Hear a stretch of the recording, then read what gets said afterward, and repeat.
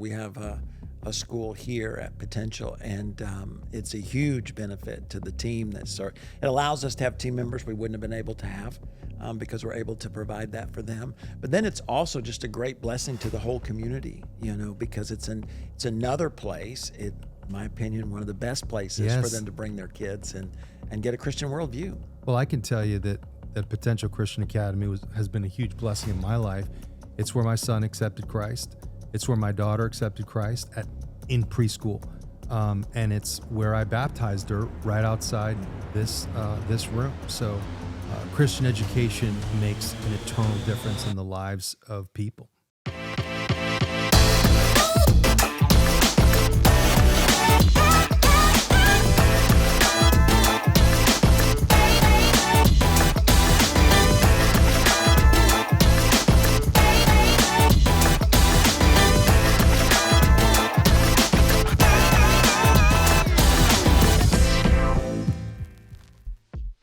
Hey guys, welcome to the Troy Gramling Podcast. As always, I love being able to hang out with you guys and share with you some of the really interesting folks that I have met along the way. Our heart is for you to reach your potential, become everything that God has created you to be, and I believe with all my heart that is greatness, right? And so today is no exception. Oh, I do want to mention before we get started, if you haven't already and you hear something that encourages you or inspires you, there's probably somebody else that needs to hear it. So just click share and pass it along. That'll make a big difference. And if you haven't clicked the bell so you'll know every time we put out some kind of content, I encourage you to go ahead and do that. And we're coming up on a year since my book came out. So we'll celebrate the 1-year anniversary and hopefully have a new one before too long. But I'm glad you're here today, and I'm really glad because I have one of my favorite people in all the world. And Pastor Frank, welcome to the podcast today. Thank you, Pastor Troy. Honored to be here today. It is a real pleasure. And we'll get into Pastor Frank's story here in just a little bit. But goodness, I've known you now for how long? What you came here when? Started coming to Potential in 2002 with my then girlfriend. Yes. Yeah. So goodness, that's like over. And she's my wife for the record now. Along with kids. Yes. And the whole thing. But that's over 20 years. Almost 23 years. Wow. You haven't aged a bit. Yeah. So anyways, I want you to hear Pastor Frank's story because it's an incredible story of success and challenge. And a lot of times in life, we see the success, we see the outward appearance of success, but we don't often talk about the journey, or at least in detail. And you've lived an incredible life and pursued a lot of different things. You're one of the most passionate people that I've ever met in my life, which is incredibly inspirational. But I thought it'd be kind of neat. You were telling me even before we got started, a story after all these years that really I haven't heard. But let's go back. Tell us a little bit. Where were you born? Kind of where you grew up, and then we'll get into your story. Oh, awesome. Born in Chicago, Illinois. I'm the only, as a lot of folks here in South Florida, I was the only American-born, Cuban-American born in the United States. All of my families, mother, father, extended family, all born in Cuba. I missed the cut by a few years. So I was born in Chicago. I won't give you the year, but a few years ago, and then came to Miami in 1972. Wow. So you grew up more or less down here. Yes. And where'd you go to school? I went to high school, Olympia Heights, and then did middle school right here in Cooper City, a Pioneer Middle School right down the street.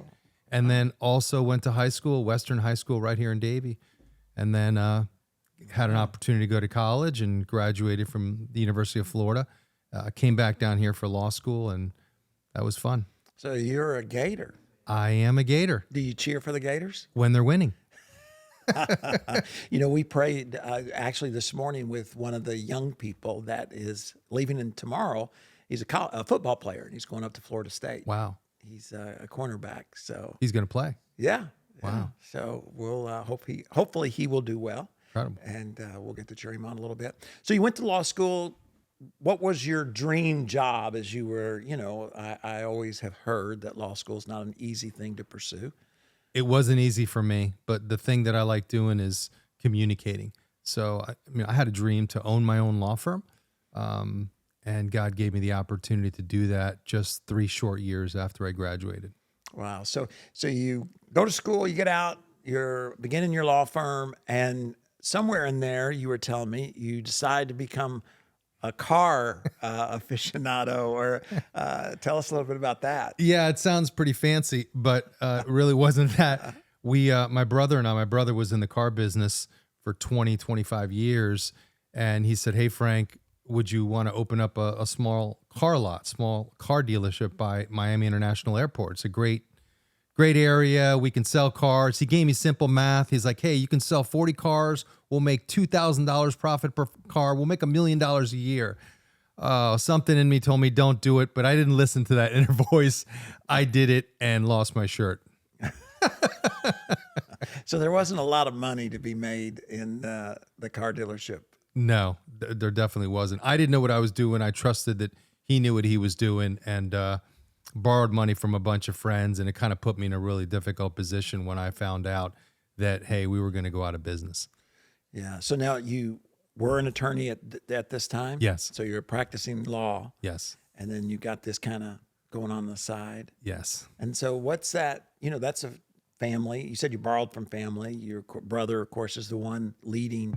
I mean, how does that emotionally, how are you dealing? Because a lot of folks go into business with family or borrow money from family, and then it doesn't always go the way everybody had hoped. So how did you deal with that? Yeah, initially it was hard because the investment was in my brother's dream, and it taught me a lesson not to fully invest in someone else's dream, to the disadvantage of your own life. And that's what I did. I believed in him so much, and he was a great car salesman. He just didn't understand how to run a car dealership. And so I had borrowed money from friends and family, and the bank.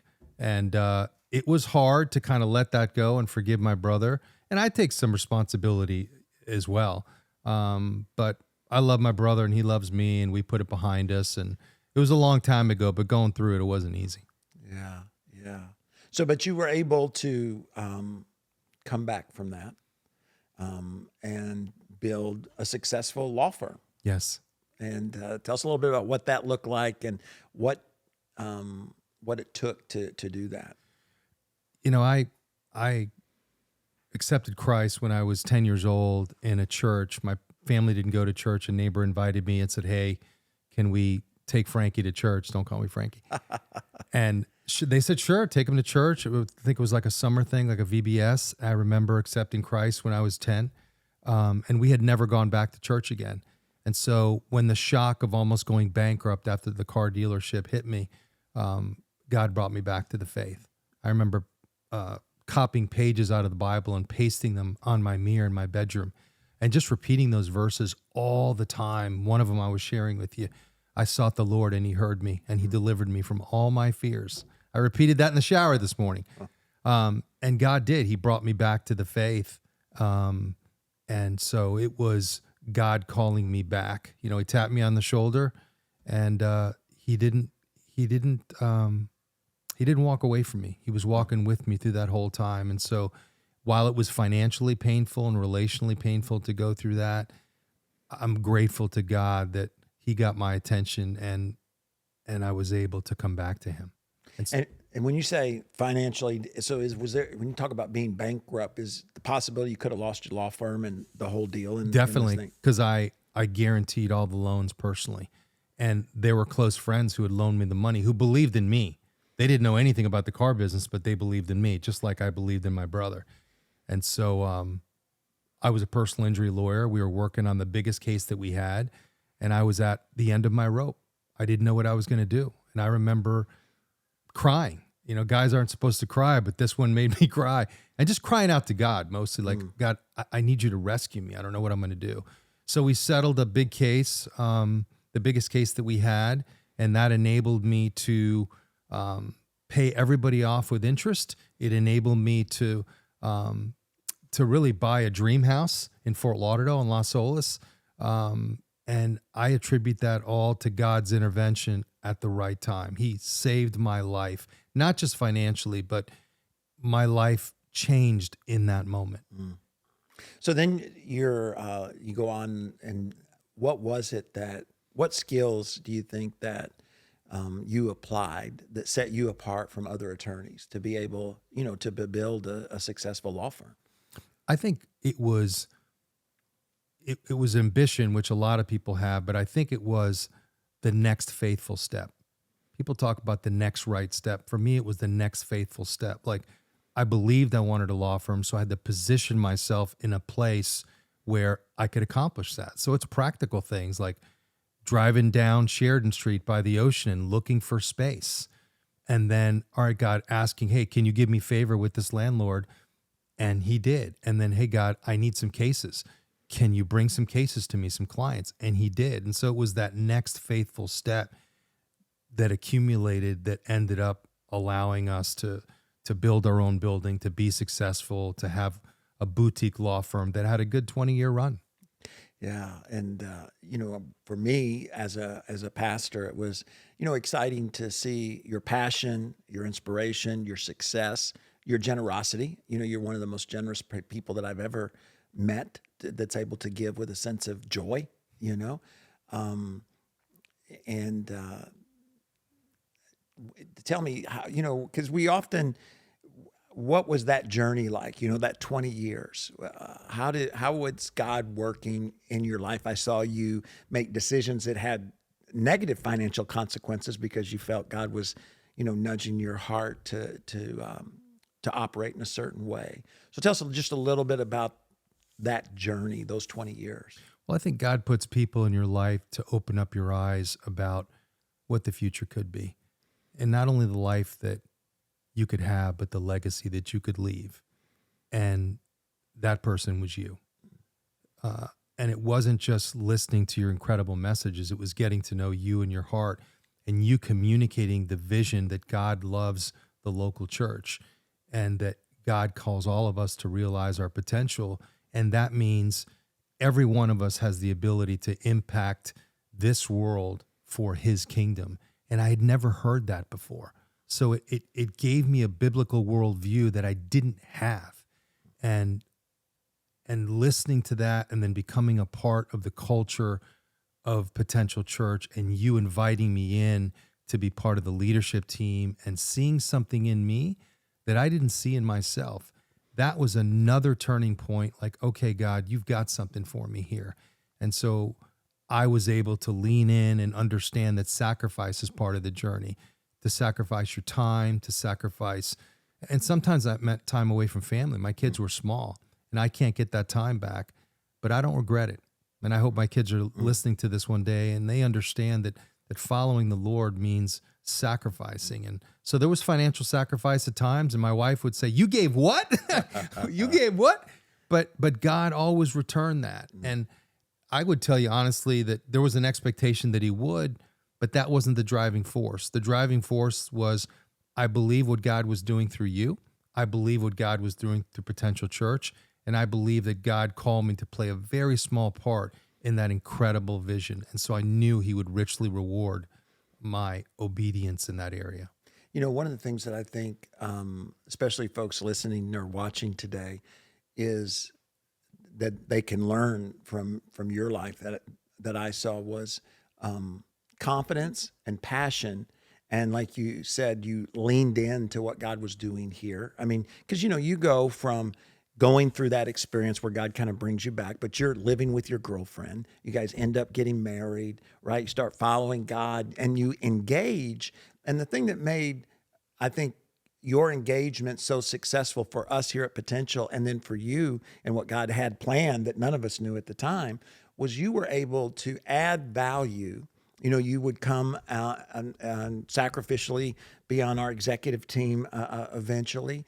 And you were able to give your wisdom, strong opinions, all of that, but without control, which gave a lot of freedom, freedom for you to share, freedom for us to be able to embrace that or to grow from that, but not feel the weight that your financial resources were tied to your ideas, that those were separate things that God was doing in your life, which I think a lot of times is rare for any of us, right? It's like, hey, I'm giving you this $10, but I expect you to come pick me up at such and such a time, because our skin operates that way.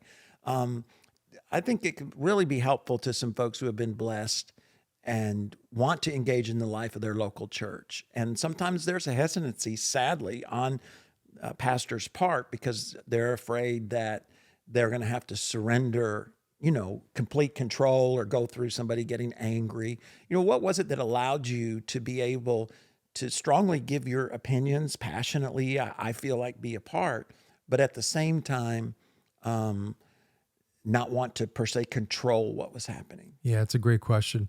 And being the lawyer, I want to clarify, I did not live with my current spouse before I got married. So my kids would be like, all right, Dad, you told us I'm something. sorry. No, we're good. But I think that the tendency of any business owner, any entrepreneur is to want to control the outcome because that's what makes you successful as an entrepreneur. But when it comes to God's house, when it comes to church, it's counterintuitive to surrender and surrender to the leadership. And there are a lot of churches in America, over 300,000 churches, and such a small percentage of them, there's a moral failure or something happens, but then people will think, well, the whole church is that way. Whether it's, whatever denomination is or whatever pastor is celebrated for having a big church and a bunch of campuses and something happens, but that doesn't take away from every message that he gave.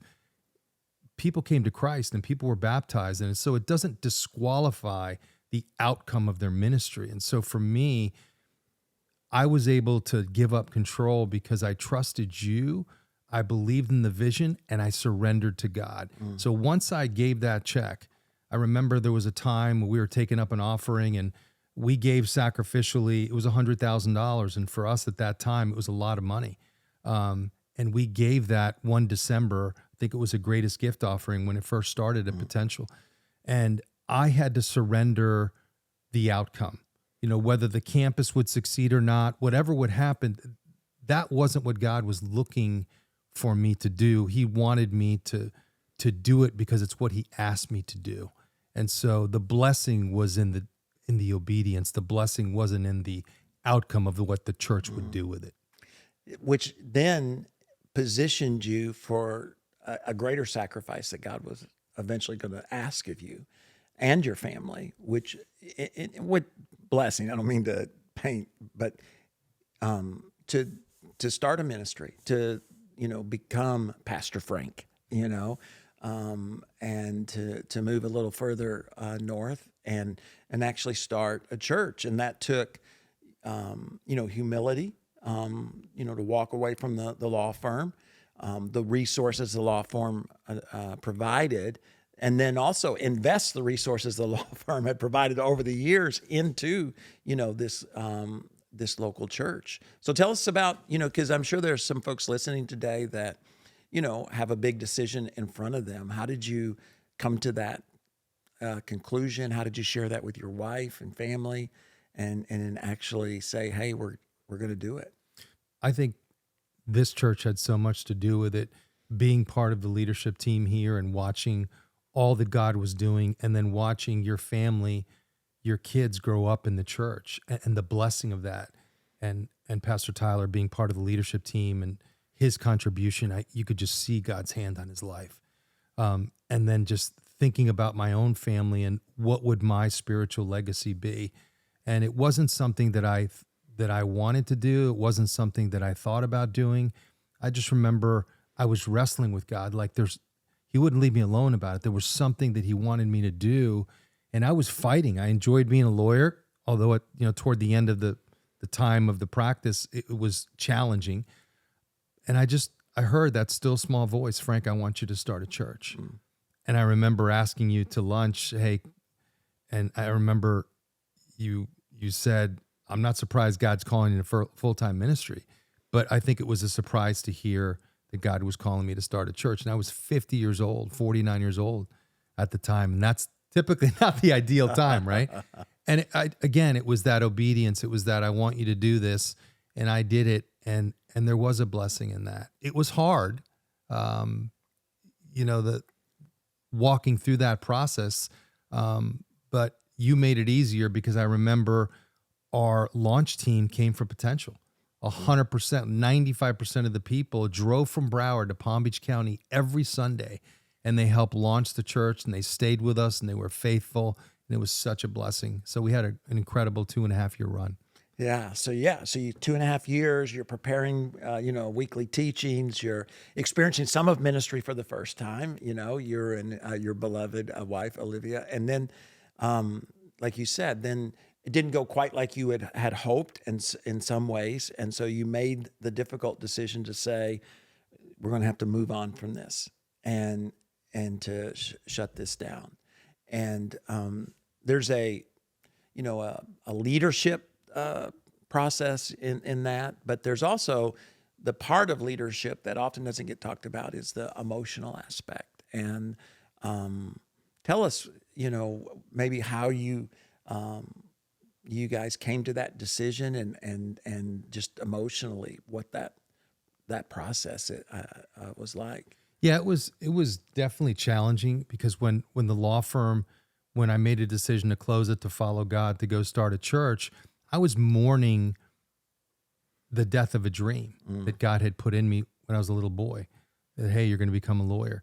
So to have invested all of our disposable resources into that church and for it to close a week before COVID became a thing, and it wasn't because of COVID, it was because of just, we didn't have a lot of people coming. It was a hard place to do ministry.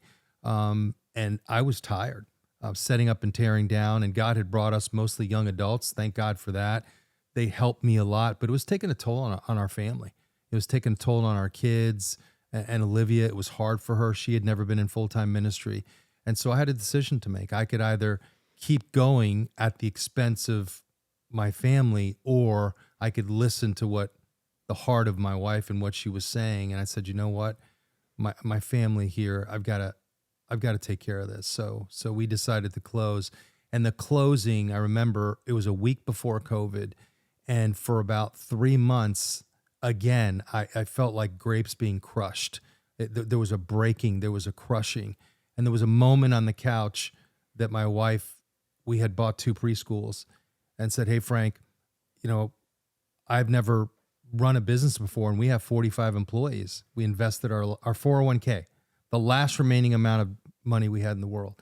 And she just asked me on the couch, she's like, look, COVID's here, and I'm leading 45 people, and you're not around. Like, when are you going to engage? And so my crushing from closing the church, it ended at that moment. And when it ended, and I decided I'm going to engage, and I did.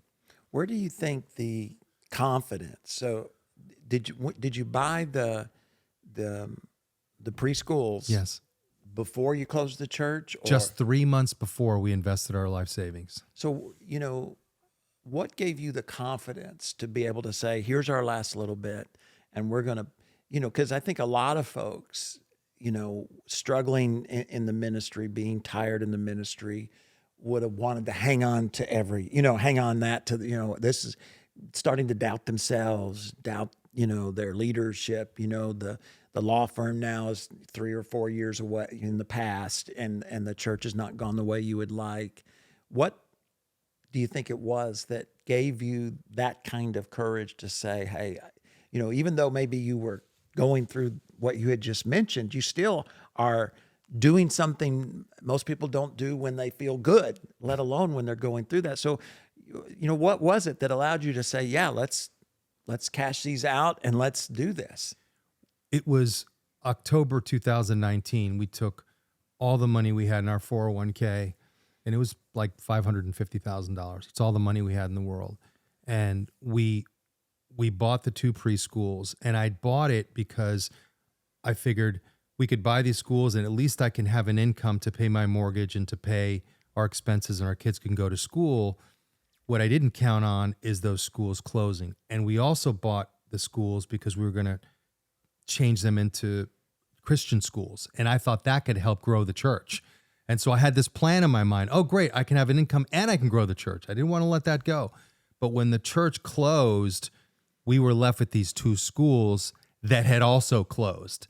And I think what drove me, Pastor, was that I knew that God hadn't brought me this far from Miami to Broward to Wellington, Florida, and West Palm Beach to drop me. I knew there was something more. So I said, you know what, God, here it is. We're going to go for it. And he remained faithful. So, I mean, I think maybe it's difficult for you to realize how rare that is. But, what were you, was it a quiet space that you got to? I mean, what would you attribute to giving you that kind of confidence, even though, what you're looking at the moment's not going the way you want it to go, So it's kind of like, God, I walked away from success. I thought this is exactly what you wanted me to do. Why isn't it going the way, I had dreamed of it going in my mind? What were there disciplines you had in your life? Was it just something that God put there? Do you think it came from what you went through with the car dealership or going through law? I mean, what was it that, again, gave you that kind of courage and confidence that God wouldn't let you down when what you were looking at, a lot of people would say, well, he has let you down. This is not why you moved away. This is not why you closed the law firm down. This is not, this is not. So what was it? Do you know? I think I believe God's calling in my life more than I doubted my ability. And I did doubt my ability. And there were days that I didn't know what to do, but I knew he had called me into ministry. You recognize that. I knew he'd called me to start a church. I knew he had called me to open up Christian preschools. I didn't know how he would do it, but I knew that he had called me. So it was the calling that gave me the confidence to persevere. Wow. And that's so important because I know there are folks listening today that are thinking about throwing in the towel. They're at that same point, and yet they're looking at it through a whole different lens. And, I always feel like all that we're pursuing is on the other side of perseverance, and because today, I mean, you're still pushing forward. But you've had success in this Christian education business. Tell us a little bit about what you're dreaming and what you're working on right now. Always a dreamer. Dreaming about one day being in 1,000 churches and neighborhoods across America. So we operate Christian preschools inside of great churches in great markets. And for us to plant the seeds of faith, hope, and love in the fertile soil of kids' hearts, I mean, that if we do this right, this is going to far outlive us. And so our dream is to partner with churches to be able to be a blessing to the pastors, to lift up their arms and their spouses by bringing young families into the church. I know from so many leadership meetings, we sat around thinking about how are we going to grow the church. And God's given us the tool to help that at some level, to bring young families, to help the church utilize space that's lying dormant, to transform them into vibrant hubs of ministry and impact, and to share revenue with the church. So it really is to bring life to the local church. And it's so exciting. I mean, I don't know if our listeners are aware, but there are literally hundreds of thousands of square feet at local churches that aren't being used during the week. Just in Florida. Yeah. And to be able to get a great use out of that, it's already been built, it's already there, and provides revenue, which everybody needs revenue, but it also, like you said, gives the church an opportunity to minister to families in a fresh way. It also empowers the next generation, because you're, like you mentioned a moment ago, you're giving a Christian worldview to a whole new generation, and you're bringing your experiences, your team, your skills, and your wisdom to the local church, and allowing the local church then to focus on what they do well. Right. And that's really, you just stated the whole value proposition. And it's also coming alongside the church to help them attract from the business world people that are called to ministry. Hey, we can provide you childcare, like exceptional childcare that competes with the big brands.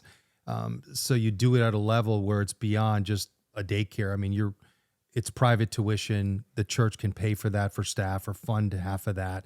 And it really helps attract and retain young staff with kids. And that's a real help for the church as it seeks to compete with talent in the world. No, that is so true. We have a school here at Potential, and it's a huge benefit to the team that start. It allows us to have team members we wouldn't have been able to have because we're able to provide that for them. But then it's also just a great blessing to the whole community, because it's another place. In my opinion, one of the best places for them to bring their kids and get a Christian worldview. Well, I can tell you that Potential Christian Academy has been a huge blessing in my life. It's where my son accepted Christ. It's where my daughter accepted Christ in preschool, and it's where I baptized her right outside this room. So, Christian education makes an eternal difference in the lives of people. So, if maybe there's some folks out there think, man, our church has got a lot of square footage, and it'd be great to see so many positive things happen with that square footage that was sacrificially paid for. Somebody sacrificed, they gave, they had some kind of campaign, to pay to make that happen. How do they get more information?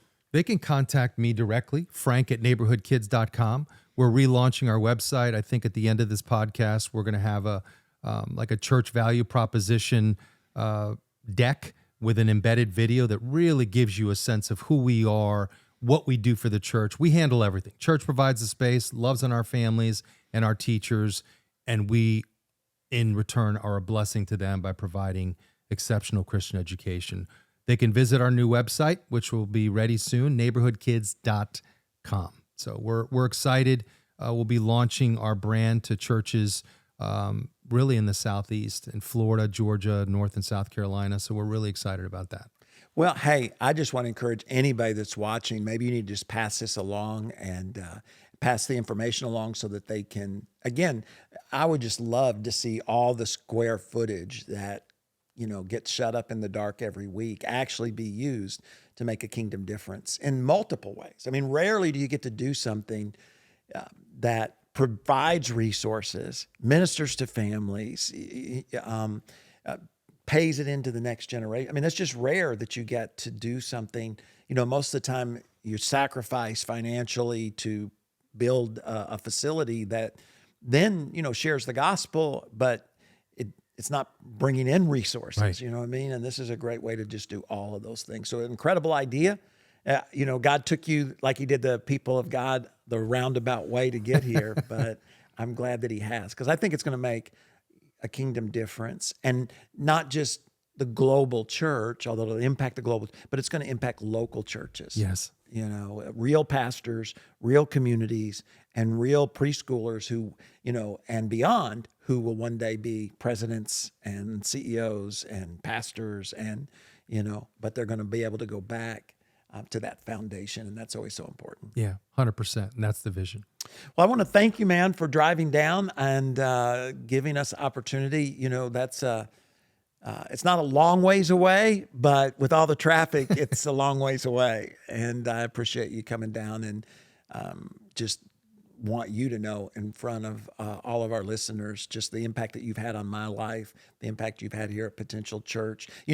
I didn't mention this, but Frank is one of those guys when we were on television before the explosion of the internet, but he came to me one day and he said, and this is, today, there are lots of different, even modern ministries that are on TV, but this is back in the day when they were like televangelists and then really no modern teachers. And he says, I think you should be on TV.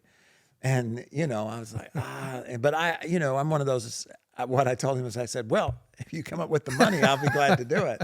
And he did, he made a huge investment on his part. He talked to some other guys, got them to invest, and goodness, for 10, 15 years, we were on television and we're able to impact literally thousands of people's lives. And I don't know until we get to heaven, even to this day, I'll talk to people who've had a big impact here who first came as a result of TV. Wow.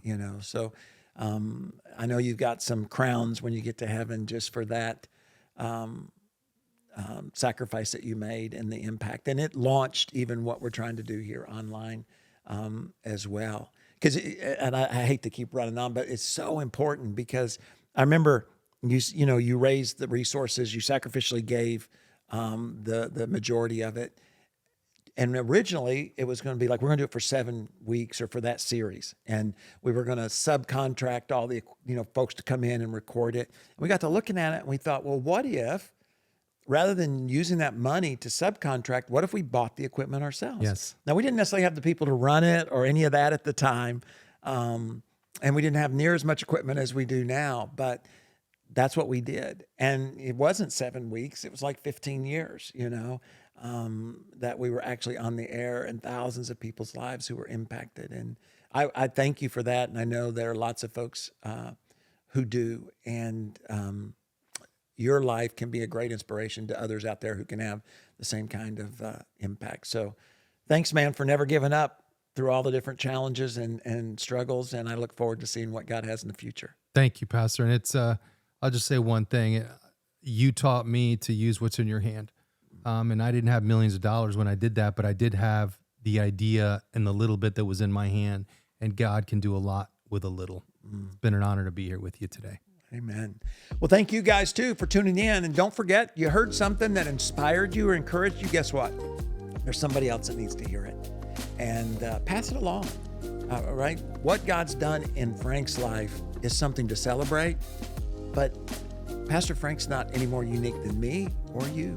God wants to do it in your life, and I promise you, He will.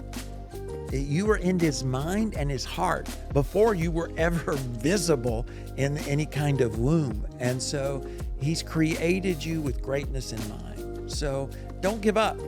Don't quit. Continue to pursue it. Invite people into your life, whether it's this podcast or another, but continue to search, to grow, to learn, to stretch, and just keep dreaming. Keep dreaming. You never know what tomorrow holds. And we're honored to get to be a part of it. So every Thursday we're here. We drop a new one. We're always talking to interesting people. Hey, we got one coming up I really am excited about because we've been reading a book called Leading with Honor, and we're going to talk to the author. He's a former POW from the Hanoi Hilton during the Vietnam War. Quite a story. I think you'll find that interesting. And if you haven't picked up my book, you can still pick it up on Amazon. Hey guys, thanks so much for tuning in today. I hope you have an incredible day, and we'll see you next time right here on the Troy Gramling Podcast. God bless.